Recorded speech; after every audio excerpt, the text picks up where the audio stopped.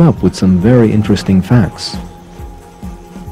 On the screen you see a bee that has discovered a source of flowers.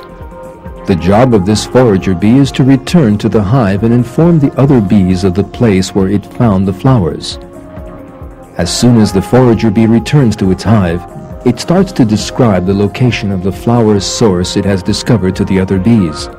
First, it lets the other bees taste a small bit of the nectar it has collected from the flowers, which gives them information about its quality. Then it begins its main task, describing the direction to the flowers. It does this in a very interesting way, by dancing. The forager begins to dance in the middle of the hive by shaking its body. It is difficult to believe, but in the course of this dance, the shaking will give the other bees all the information about where the flowers are located.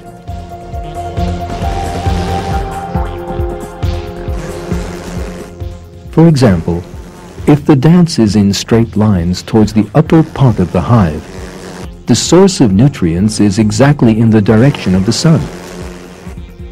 If the flowers are located in the opposite direction, the bee makes lines in that direction.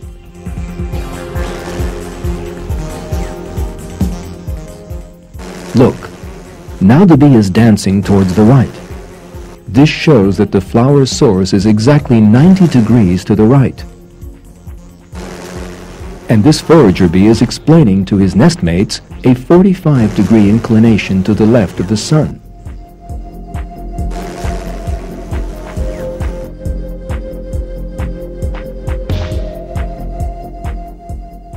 But there is a question. The bees explain the direction according to the position of the sun, but the sun is continually moving. Every 4 minutes the sun moves 1 degree towards the west, which would lead one to expect that the bees would make an error. However, observations have shown that the bees take account of the sun's movement. As the forager bees give directions, every 4 minutes the angle they describe moves 1 degree to the west. Thanks to this marvelous calculation, the bees never lose their way.